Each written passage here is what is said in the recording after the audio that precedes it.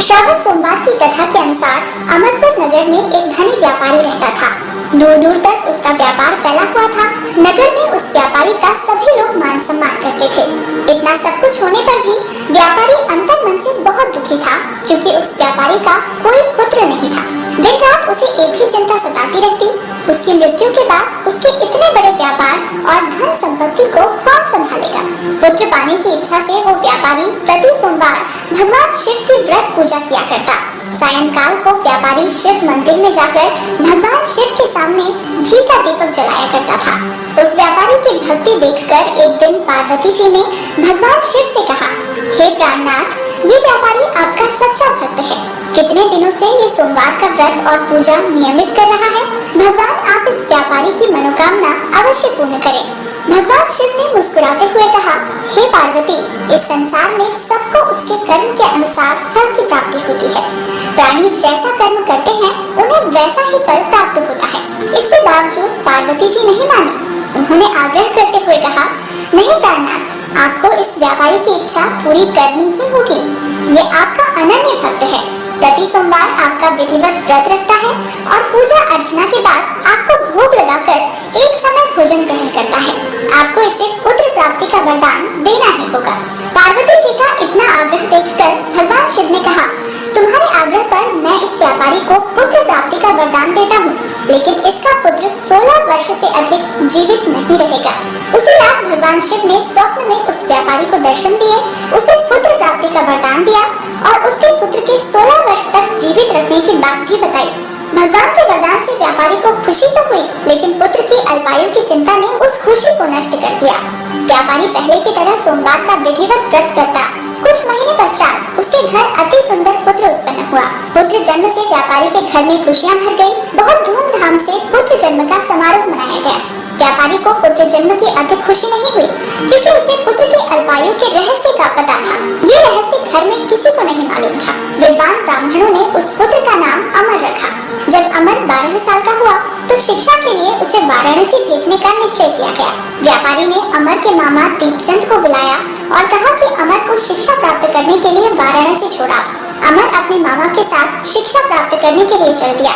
रास्ते में जहाँ भी अमर और दीपचंद रात्रि विश्राम के लिए ठहरते, वहीं यज्ञ करते और ब्राह्मणों को भोजन कराते। लंबी यात्रा के बाद अमर और दीपचंद एक नगर में पहुँचे। उस नगर के राजा की कन्या के विवाह की खुशी में पूरे नगर को सजाया गया था। निश्चित समय पर बारात आ गई, लेकिन वर का पिता अपने बेटे के एक आंख से काने होने के कारण बहुत चिंतित था। उसे इस बात का भय सता रहा था कि राजा को इस बात का पता चलने पर कहीं वो विवाह से इनकार न कर दे। इससे उसकी बदनामी भी होगी। वर के पिता ने अमर को देखा तो उसके मस्तिष्क में एक विचार आया। उसने सोचा, क्यों न इस लड़के को दूल्हा बनाकर राजकुमारी से विवाह करा दूं। विवाह के बाद इसे धन देकर विदा कर दूंगा और राजकुमारी को अपने नगर में ले आऊंगा। वर के पिता ने इसी संबंध में अमर और दीपचंद से बात की। दीपचंद ने धन मिलने के लालच में वर के पिता की बात स्वीकार कर ली।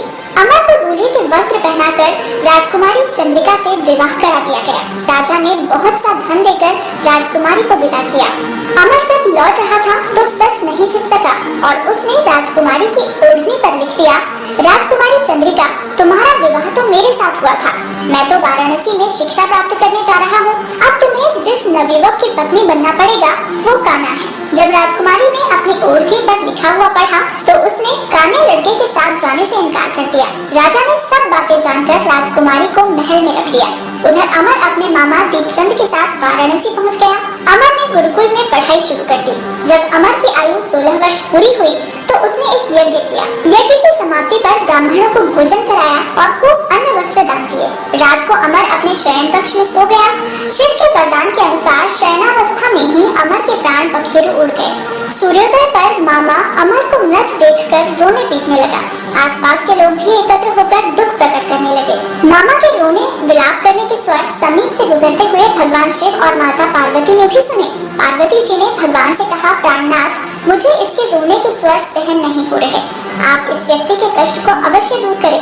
भगवान शिव ने पार्वती जी के साथ अदृश्य रूप में समीप जाकर अमर को देखा तो पार्वती जी से बोले, पार्वती, ये तो उसी व्यापारी का पुत्र है। मैंने इसे 16 वर्ष की आयु का वरदान दिया था। इसकी आयु तो पूरी हो चुकी। पार्वती जी ने फिर भगवान शिव से निवेदन किया, हे प्राणनाथ, आप इस लड़के को जीवित करें, नहीं तो इसके माता पिता त्याग देंगे। इस लड़के का पिता तो आपका परम भक्त है, वर्षों से सोमवार का व्रत करते हुए आपको भोग लगा रहा है। पार्वती जी के आग्रह करने पर भगवान शिव ने उस लड़के को जीवित होने का वरदान दिया और कुछ ही पल में वो जीवित होकर उठ बैठा। शिक्षा समाप्त करके अमर मामा के साथ अपने नगर की ओर चल दिया। दोनों चलते हुए उसी नगर पहुँचे जहाँ अमर का विवाह हुआ था। उस नगर में भी अमर ने यज्ञ का आयोजन किया। समीप से गुजरते हुए नगर के राजा ने यज्ञ का आयोजन देखा। राजा ने अमर को तुरंत पहचान लिया। यज्ञ समाप्त होने पर राजा अमर और उसके मामा को महल में ले गया और कुछ दिन उन्हें महल में रखकर बहुत सा धन वस्त्र देकर राजकुमारी के साथ विदा किया। रास्ते में सुरक्षा के लिए राजा ने बहुत से सैनिकों को भी साथ भेजा। दीपचंद ने नगर में पहुंचते ही एक दूत को घर भेजकर अपने आगमन की सूचना दी।